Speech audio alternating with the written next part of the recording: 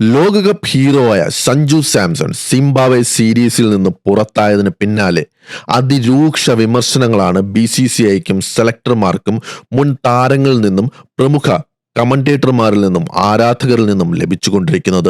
ഇപ്പോൾ നടക്കുന്ന ഇന്ത്യ-ഇംഗ്ലണ്ട് സീരീസിൽ നിന്ന് തന്നെ സഞ്ജുവിനെ പ്ലേയിങ് 11 നിന്ന് ഒഴിവാക്കിയിട്ടുണ്ട്. സഞ്ജുവിന്റെ സ്ഥാനത്താണ് വൈഭവ് സൂര്യവംശി കളിക്കുന്നതും.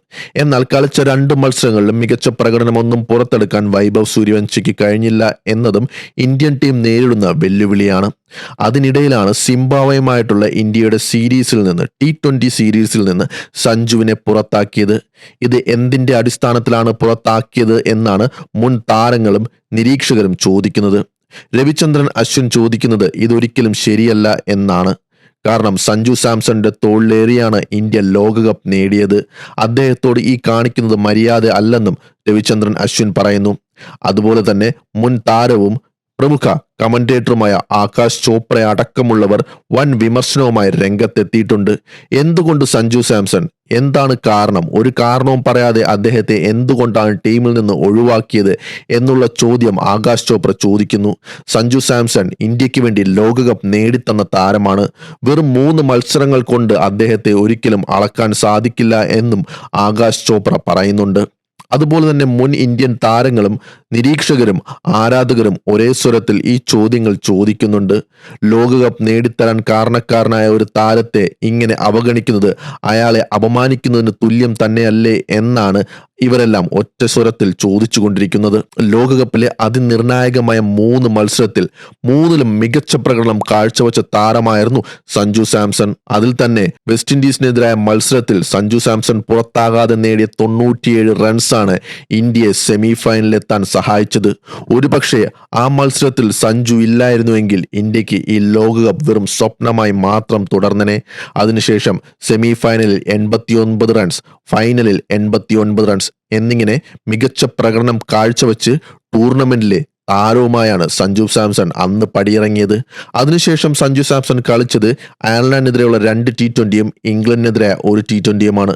തീർച്ചയായിട്ടും അദ്ദേഹത്തിന് മികച്ച പ്രകടനം കാഴ്ചവെക്കാൻ കഴിഞ്ഞില്ല. പക്ഷേ ഇന്ത്യക്ക് ലോകകപ്പ് നേടിത്തരാൻ കാരണക്കാരനായ ഒരു താരത്തിനെ അളക്കുന്നത് വെറും 3 മത്സരങ്ങൾ കൊണ്ടാണോ?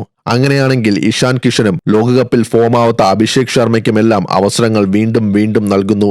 തിലക് വർമ്മ സ്ട്രൈക്ക് റേറ്റ് നോക്കാതെയാണ് കളിക്കുന്നത്. പലപ്പോഴും അദ്ദേഹത്തിന്റെ സ്ട്രൈക്ക് റേറ്റ് വളരെ കുറവാണ്. ഇപ്പോൾ 6ാം സ്ഥാനത്തും 7ാം സ്ഥാനത്തുമാണ് തിലക് വർമ്മ ബാറ്റ് ചെയ്യുന്നത്. അവരെ ആരെങ്കിലും ഒഴിവാക്കിയതിന് ശേഷം വൈഭവ് സൂര്യവംശിക്ക് സ്ഥാനം കൊടുത്താൽ പോരായിരുന്നോ എന്നാണ് ആകാശ് ചോപ്ര ചോദിക്കുന്നത്.